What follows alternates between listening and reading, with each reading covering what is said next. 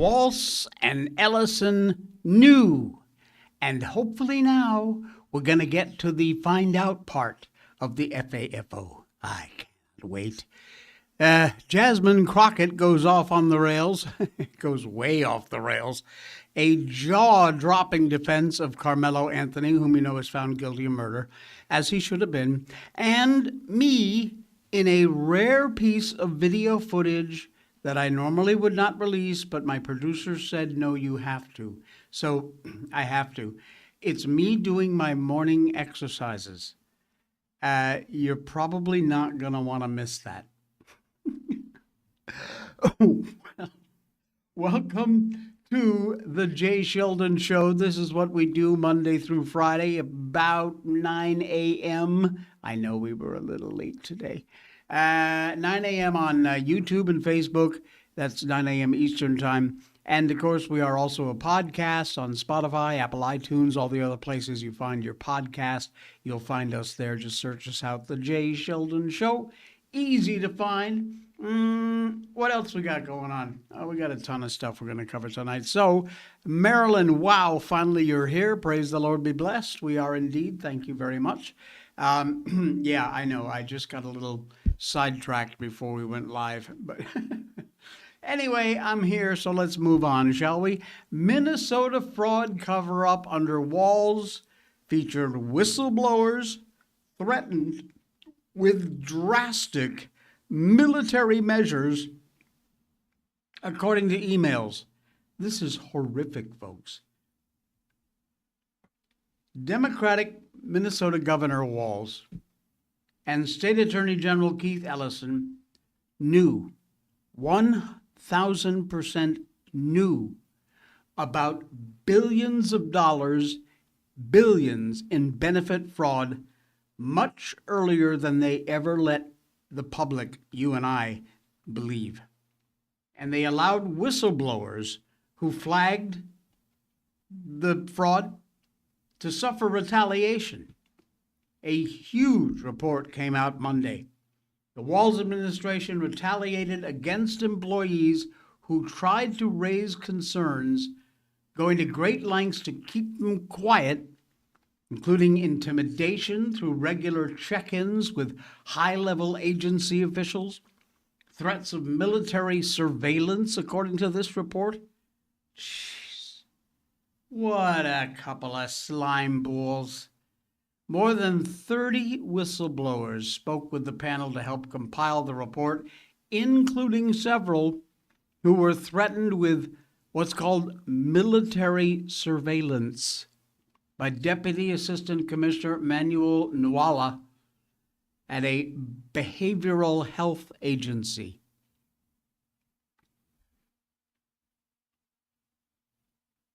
Nuala wrote in an undated email, I wanted to reach out to my colleagues that I did intelligence research in the Army and give them the IP addresses and the email addresses to track specific locations. But I was asked by upper leadership to hold off as they're doing their own thing on it. Both Walz and ex-Assistant Department of Health Services Commissioner Eric Grundahi said the attempted military intelligence referral was totally and wholly inappropriate. Democratic governor, of course, said, I didn't know anything about it. He talked about some of his previous experience in the military, which is a joke to begin with, being able to leverage some kind of military intelligence to help to identify who was sending the messages. Grundahi said, I followed up with him and indicated to him that it wasn't helpful or appropriate and that I didn't want him to be doing that in the future. Despite receiving repeated warnings about the swindle, Walz and his team continued to look the other way, completely ignore it, failed to act, which cost taxpayers dearly. The GOP-led House Oversight Committee conducted its 205-page report said Minnesota Governor Tim Walz and Attorney General Keith Ellison are responsible for one of the most stunning oversight failures this committee has ever examined. That's from Chairman James Comer. Billions of dollars were stolen because Minnesota state leaders turned a blind eye to rampant fraud and retaliated against state employees who dared to raise concerns. He added, "It's now clear the Walz administration chose to protect the system rather than to protect the taxpayer."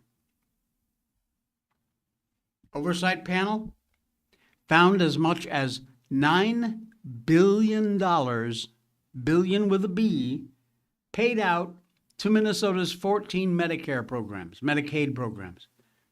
May have gone to fraudulent uses since way back in 2018.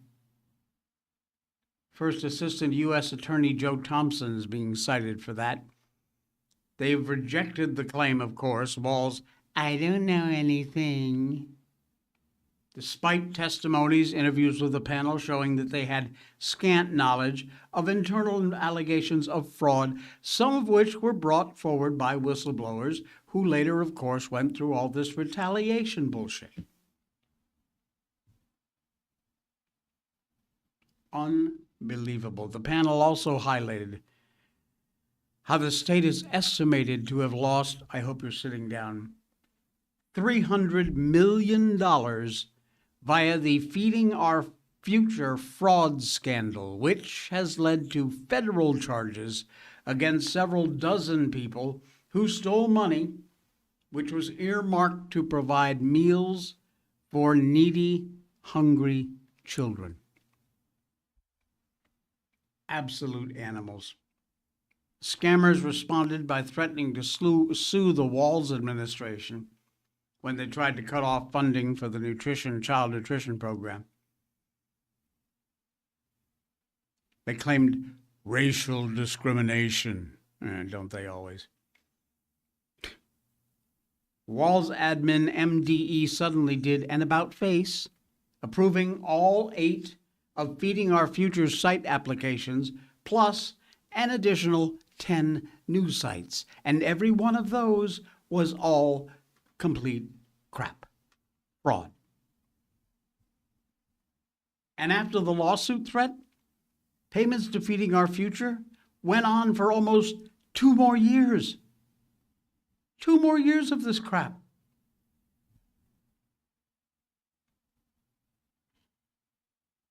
The committee also scolded state officials for taking attestations for individual care providers at face value, not maintaining channels for whistleblowers to report fraud. They also sent the GOP committee there, this report, 205-page report. They sent a letter to Vice President J.D. Vance, helms the White House task force to eliminate fraud, and they urged him to conduct a wider probe. Man, J.D., you better get your ass in gear on this and do something. This needs to go all the way to the top. Walz, Ellison, they both need to be in handcuffs. Now. Absolutely horrific story about money meant to feed, in many cases, our children, hungry, needy children. An absolute ripoff. Hey, do you remember Hurricane Helene? Oh, yeah. My mom and several members of my family live in North Carolina, in Asheville. Excuse me. They were affected by the hurricane, but not as badly as people in the Appalachian Mountains were. Helene roared ashore in Florida, of course, in late September 2024 as a Category 4 hurricane, but arguably the worst hit area hundreds of miles north across the southern Appalachian Mountains. Deluge of rainfall over a 4-day period Now, it was, you saw the pictures, you heard about the FEMA blah blah bull crap.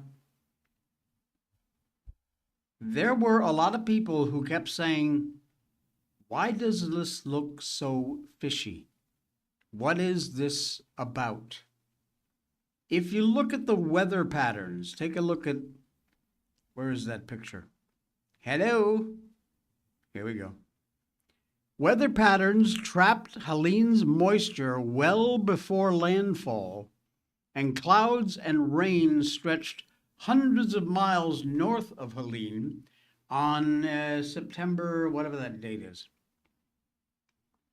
There are a whole bunch of tinfoil hat folks out there, whom I'm beginning to believe more and more as time goes by, that say this was weather control.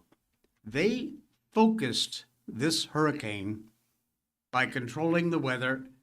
Look, I believe the government has the ability to do this. I believe they have done it on occasion.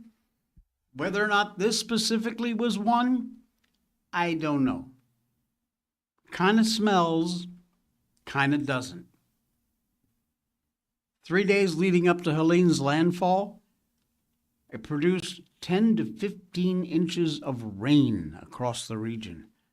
Man, unbelievable. Well, now, if you'd like to screw your tinfoil hat on just a little bit tighter, got a follow-up story for you. Guess what the Appalachian Mountains, devastated for the communities that live there, in some cases after all these years, still have not fully recovered. Guess what's in those Appalachian Mountains? Enough lithium to make 500 billion cell phones.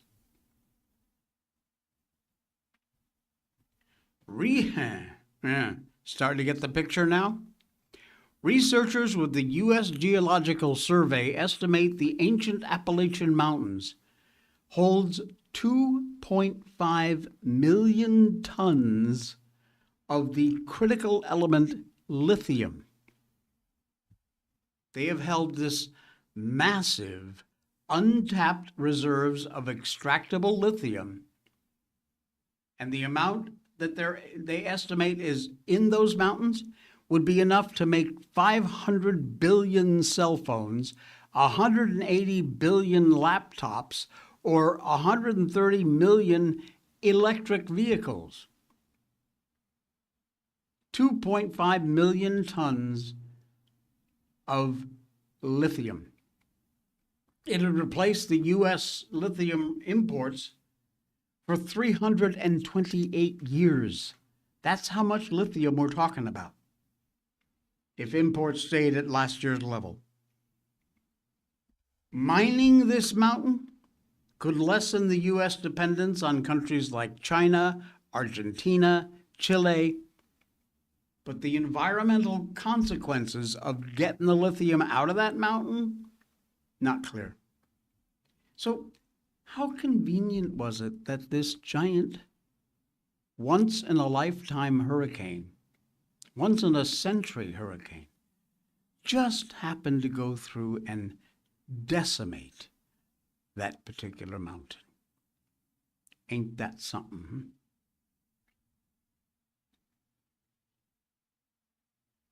Lithium, essential component in electronics, military equipment, rechargeable electric vehicle batteries, used in aerospace alloys, mood stabilizers, industrial lubricants, and demand for lithium to produce batteries in particular, huge rise in the U.S. in recent years. Large gap between the domestic supplies and needs. And again, 358 years worth of the U.S. supplies of lithium sitting in that mountain. Do not tell me they wouldn't do everything they could to get their hands on it. You know that it would. Did you see this story? I absolutely love this story. I got two pieces of video for you. They are a report on this glitch in the matrix. It is a Texas man who claims he had a floating branch just sitting up in the sky. There's video. I'll play it for you in a minute. It's just sitting there. Then he takes the branch, or the branch somehow disappears, and some sort of a baseball appears in its place. Watch this. After the floating branch in a Texas man's backyard suddenly disappeared, the story took an even stranger turn. Now he claims the same spot may have opened some kind of cross-dimensional wormhole. The man first went viral after saying he saw a tree branch floating in the air behind his house. It was not connected to a tree, wire, roof, or spider web. He also claimed rocks passed through it and the branch vanished right before local media was supposed to come and film it. But the next day, he kept watching the exact place where the branch had been. He said the air there looked slightly twisted, like something was not normal. To test it, he threw a baseball toward the spot. According to him, the baseball suddenly stopped in midair right where the branch had been. It did not fall, spin, or move. It just stayed there, floating without anything holding it. Of course, many people still accused him of faking everything. Some said it was just a spider web again, so they told him to shine a strong flashlight and a UV light around the baseball at night. He did it, and viewers were shocked because nothing appeared around the ball. The man now says he has rejected the media interview. He claims he is worried the story will get too big and someone in black suits may show up at his door. What do you think? So what do you think? Well, guess what? There's a follow-up. Are you ready? What do you think it is? Huh? What do you think? As it turns out, this Texas guy has admitted that the floating branch and the baseball videos that he posted were fake. He got us. A Texas man has revealed the trick he used to fool the entire internet after using a lift to get a close-up look at a baseball hovering in his backyard. The man first went viral after claiming a tree branch was floating in the air behind his house. After the branch disappeared, he said a baseball stopped in the same spot and believed it could be connected to a cross-dimensional wormhole. He even used flashlights and UV lights at night to prove there was nothing holding it up. But now, the whole thing has been revealed as a trick. Before the reveal, the man posted several videos teasing that he had rented a lift and was finally going to get close to the floating baseball. Many viewers were excited in the comments and told him to be careful. Some people still believed he was about to prove something strange was really happening. Then the reveal video came out. The man slowly rose into the air on the lift and reached toward the baseball, which he had claimed was connected to a wormhole, but suddenly the camera cut. The floating baseball was gone, and now a broom was floating in its place. The man laughed at the camera and told people to put their phones down and stop believing everything they see online. That was when viewers realized they had been fooled. He then admitted the entire trick was done with a simple fishing line. Many people filled the comments with disappointment and anger, saying they felt played, but others still said even if this one was fake, strange things like this might still be happening somewhere else in the world. What do you think? See how much we actually just want to believe? But I love that he said, folks, put your phones down and stop believing everything you see on the internet. I love that. Good hat tip to you, pal. Good job. Yes, indeed. Fantastic. And you know, like I said, the comments, people are saying, well, you never know, something like this could be happening. It's like I said, people just want to believe so bad. That's okay. Not a problem. Man. Oh my goodness. Blackout Coffee, one of our great sponsors here on the show. Oh man. That is strong, bold, full-flavored coffee. It is never bitter, and it is Blackout Coffee. An American company. They use local co-ops and American farmers to grow the best premium beans. They only roast your order after you order. They only roast your beans after you order. And if you can't grind your own beans, it's okay. Many of their most popular roasts also now come with an option to have Blackout Coffee roast them for you.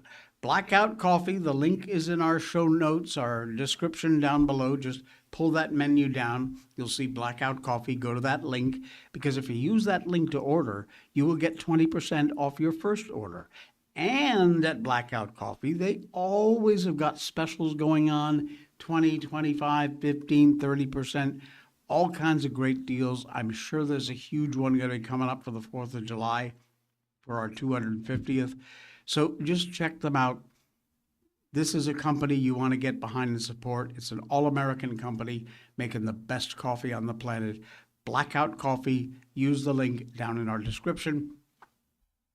Pick yourself up a bag, try a single bag, and you will find out exactly how good this stuff is. It is amazing. Flavored coffees, coffee pods, iced coffee, cold brew instants.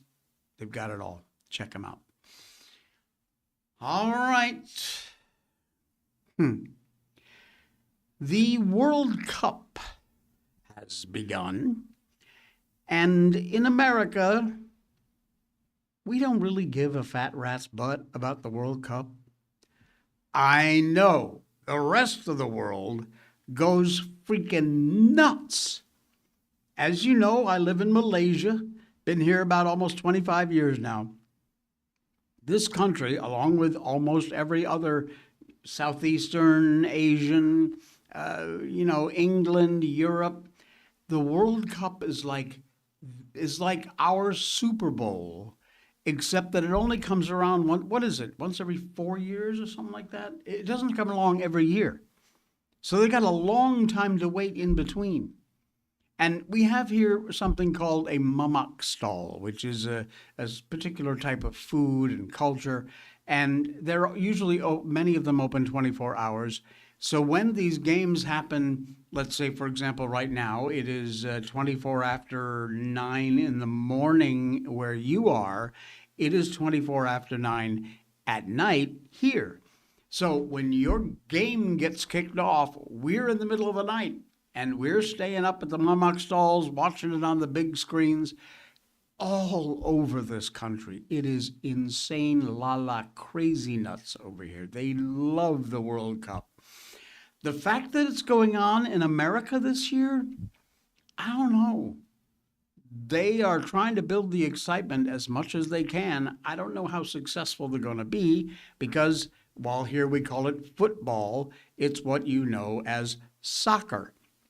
Well, the Department of Homeland Security Secretary Mullen has given a status report on how the U.S. is planning on keeping 5 to 7 million World Cup fans safe. Because, again, there are people just crazy enough about the World Cup. They will buy plane tickets no matter what it costs. They'll rent hotel rooms no matter what they cost, just to get a ticket to get into these games to watch them. And just, I believe yesterday, the massive international sporting event known as the World Cup kicked off, no pun intended, in 2026 with 16 cities in the U.S., plus Mexico and Canada, playing host to visitors from all over the globe. And our DHS Secretary, Mark Wayne Mullen, said in a recent interview that while it's a huge task, the U.S. is ready to keep 5 to 7 million footies safe during their stay. An incredible task, because there are a lot of people showing up for this event. It is a huge task, but DHS is up to this. Unfortunately, the radical Democrats put this at jeopardy because they had to shut down as a whole for 76 days, but well over 100 days for CPP and ICE. So, listen, we have 78 Super Bowls in 38 days in 11 cities. Most of these cities are having a game almost every other day. I will be in L.A. for the kickoff for the first game in the United States. It actually starts tomorrow in Mexico City. And we're super excited. We're going to have 5 to 7 million visitors. We're going to show the best of America. We expect to have safe games, but we also know there's bad actors out there every single day threatening us. So we have Customs and Border Protection over 5 stadiums. FBI is over 3 stadiums. FBS is over 1. We have the Coast Guard that is taking 2 different arenas. So we have all of it covered, but it's going to be a lot. For starting tomorrow all the way until July 19th is the first night I think I'll have a good night's sleep. Yeah, this World Cup goes on forever. Forever. Sadly, he's right. We have these moron buttheads in this country who would like nothing better than to cause trouble at one of these World Cup games. Just, because that's what they think will get them some attention. This game's, wow, there's a long time. That really is a long time. And a long time to protect a whole bunch of people, too. 5 to 7 million people expected to attend these games. That is a lot. That's a lot of people to keep an eye on. Well, as it so happens, kind of a related story, Europeans are falling in love, you ready, with America as they tour the country. America, hello. You need to take a little bit of a lesson here, folks. NPR is having a normal one, throwing shade at America as we're hosting the World Cup. According to NPR's immigration correspondent, Sergio Martinez Beltran, the U.S. immigration policies are casting a pale over the entire affair. Trump's restrictive immigration policies already impacting this year's 2026 FIFA World Cup. At least one referee from Somalia and one Iraqi team staff member were denied entry at U.S. airports in recent days. Dozens of fans from countries such as Morocco have been denied travel visa despite being ticket holders. Tickets for the opening match still not sold out. The game takes place Friday, SoFi Stadium in Inglewood, renamed LA Stadium for the tournament. This is NPR's report. Just days left the U.S. opening match at the World Cup, still not sold out. I viewed the 2026 World Cup as a massive paradox, said Jules Boykoff, a professor and the author of Red Card, the 2026 World Cup sports washing and the FIFA greed machine. On one hand, it has more teams than ever taking part. On the other hand, because of policies of Trump's administration, they write, it looks more like a World Cup of exclusion rather than inclusion. Well, ain't that nice? Thank you, NPR. This might be why you're struggling for a little money lately, You think? Maybe? Yeah. Thank God for a German ex-user named Freddie. Several other European visitors touring the U.S. ahead of the World Cup events. They're here for the events, but they got here early to kind of tour around the U.S. and see the sights.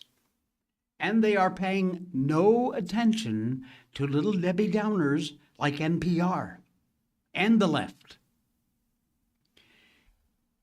It'll be 3 years since we traveled across the country from California to Alabama and took our time, like these young people are doing, to explore the heartland, connect with the people who live there, even just photograph your journey on social media, inspiring others, give them a fresh viewpoint on the country that they didn't have before.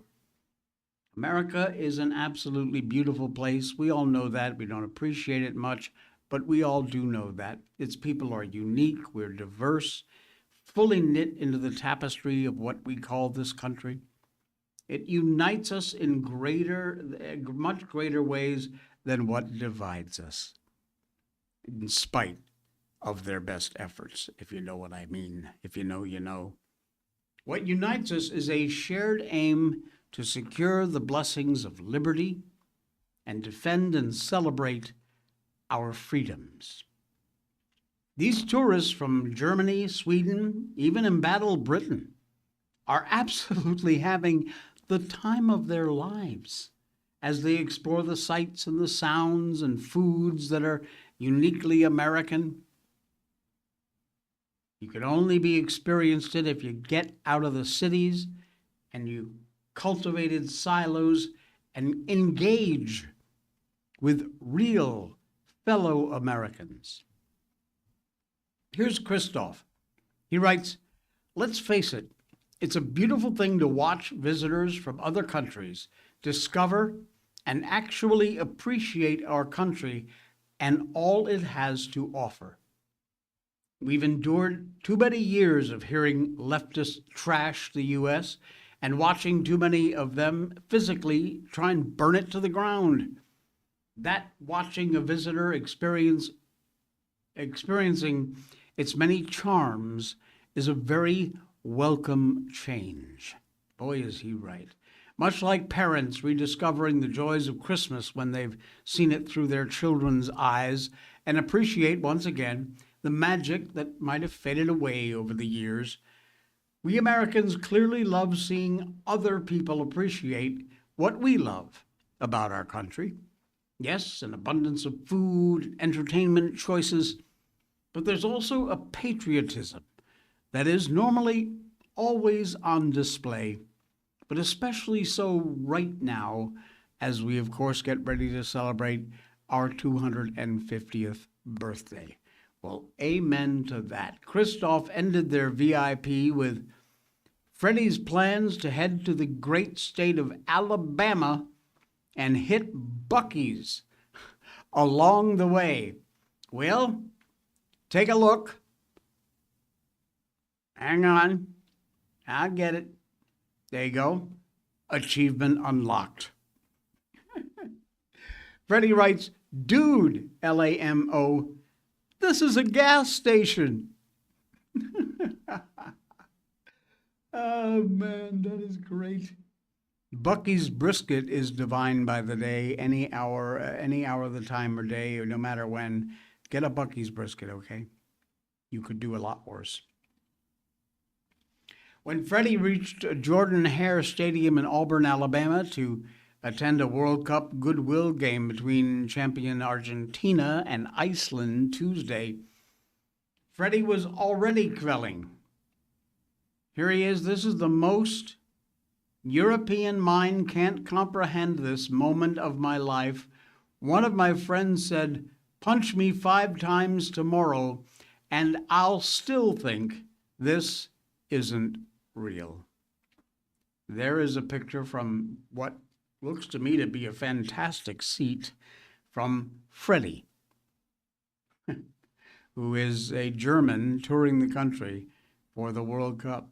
I mean, he's not in the World Cup, he's just a fan, but man, it reminds us. It reminds us. He said the release of the War Eagle absolutely blew his mind. Do we have video of that? Oh, we do. Good, good, good. Play that, play that. Here we go. Wow. Look at that.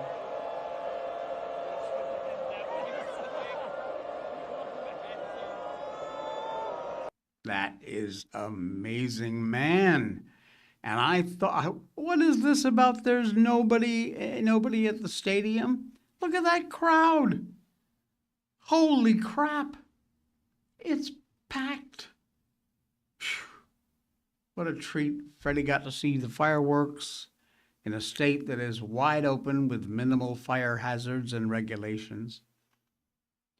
So from Freddie and others' spontaneous experiences, this latest poll about how Americans are less than enthusiastic about our 250th anniversary. Folks, it's hot garbage. Stop listening to that crap. It needs to be just thrown right in or preferably under the trash can. If you are unenthused, well, take a page from these European youngsters, hop in your car, stop wasting your time just trying to take an opposite position with everybody and anybody on Instagram and X, and explore the reality of what this country is really all about, you will find it to be just as beautiful and patriotic as we claim it to be. It is. You don't need to travel far either. This post from Freddie truly shows the heartbeat of America. And we love those who show appreciation for the land we love. And we love to be of any kind of help whenever we can. Said, what's he say here? He says, I love Americans. We were about to walk an hour to the stadium in the rain to save on an Uber. And the receptionist at the hotel we were parked in front of decided to drive us from the hotel. FOC. Wow. How about that? That is Americans being Americans. Fantastic. All right. By the way, if you want to follow Freddie, let me see where I can. At Freddie LA 7. FREDDY LA 7. If you want to follow Freddie, tell him we sent you. All right. Nice. Nice. Love it. Speaking of people who can't stand this country, apparently, how about little Jasmine Crockett? Yeah, I know. But I got to cover it because she has once again embarrassed herself like only Jasmine Crockett can do. And how, you may ask, as well you may, how has she done this? Well, in her ridiculous jaw-dropping defense of Carmelo Anthony. It took nearly no time at all in the aftermath of the April 2025 incident that saw high school track student Carmelo Anthony admittedly stab high school footballer Austin Metcalf to death at a football stadium in Frisco, Texas, for the usual suspects to instantly start pumping race into the matter. You must probably be familiar with this story. Just a brief one in case you're not. Anthony was 17 at the time of the offense. He is black. Metcalf, also 17, was white. They went to rival Frisco high schools because Anthony claims self-defense, saying Metcalf pushed him over a confrontation over Anthony being under the rival school's tent, blah, blah, blah. He was just convicted of murder, as he should have been. Well, rather than be that person, Democrat Rep. Jasmine Crockett, which just makes your lips curl when you say that name, she's taken it upon herself to be a complete racist arsonist, going so far as to question whether the weapon used to stab Metcalf to death was actually a deadly weapon, insinuating Metcalf was being racist, which in her view seemingly is justified by Anthony's actions, or that would justify his actions. Comparing the grief of the Metcalf family continues to go through the agony black women live in every day, even implying that if she had been Anthony, she might have done the same thing to Metcalf. Yeah, she actually said that. You think I'm kidding? Take a listen to this goofball moron. From everything that I understand, which I wasn't at the trial because obviously I got a day job, but it's my understanding that Carmelo ended up stabbing, puncturing, I don't know what this tool was that they talk about, knife, or some refer to it as a tool. It was a knife, idiot. Ended up hitting Austin one time, and it was about where he hit him. One time, 2 inches This wasn't someone who said, hey, let me stab you 5, 6, 7 times. And so when you're looking at the punishment range, there's a reason in Texas that it goes from 5 to 99 or life, because you are looking at how intentional, like how bad was this? Here's a pro tip for you, lady. It doesn't matter if you stab somebody 1 time or 1,000 times. If you kill them, they're dead. What an absolute moron. Who the F elects these people? Texas, what in God's name are you doing? This wasn't someone who said, hey, let me stab you 5, 6, 7 times. He only stabbed him once. Yeah, and that was all he needed to pierce his heart and put him down dead. Right there. DRT, dead right there. Absolute idiot. And saying the knife wasn't a deadly weapon. You are... Ugh! Keep in mind, this moron is actually an attorney. Oh, yeah. An attorney who is, according to her congressional bio, licensed to practice law in Texas, Arkansas, and the federal courts. This goofball. You'd almost think she wants racial tensions to explode. Wouldn't surprise me in the least if that's exactly what she wants. Absolutely vile, shameless, depraved person. And thank God for now, this will be her last term in Congress. We can only pray. Karen, how on earth did she get in the office she's in? What an absolute disgrace. You know, I know there are liberal lefty areas of Texas. It's not all good old boy network kind of Republican red state stuff. It is a red state, but there are areas, I'm guessing she is one of them, which is sad, but there you go. There you go. You know what? I'm going to save the Doctor Who story for tomorrow. It's a pretty good story, but we'll save that for tomorrow. And we're going to wrap up the show just a little bit early because, I can't play the audio because it's copyright music and blah, blah bullshit for YouTube. Okay. Anyway, I was challenged to air a video that was clandestinely shot of me. Look, I'm an old man. I get up and I do what little bit of exercise I can in the morning. It isn't a lot, but it's a lot for me. And I, kind of get into it and really get behind the idea of feeling better and getting all excited. And this is good for me and it's good for my body. So yes, someone took a video of me exercising in the morning. And I was threatened that if I didn't air this, bad things would happen. So, at the risk of bad things happening, let me reveal to you the video exclusively here on this show, and you will never see it again, I promise. The exclusive Jay Sheldon exercising in his morning routine. Here it is.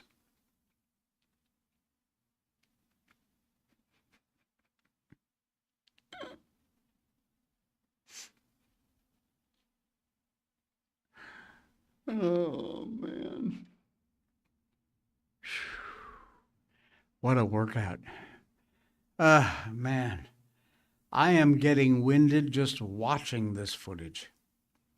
If you are listening to our podcast, please head on over to our video footage, our video show, which you'll find on YouTube or Rumble at The Jay Sheldon Show. Subscribe or follow to us over there. like I say all the time, I don't care you watch the whole show or not, doesn't matter. Just skip back to the end about 10 minutes to about 50 minutes in, and you will see this exclusive footage of me practicing my morning exercise ritual.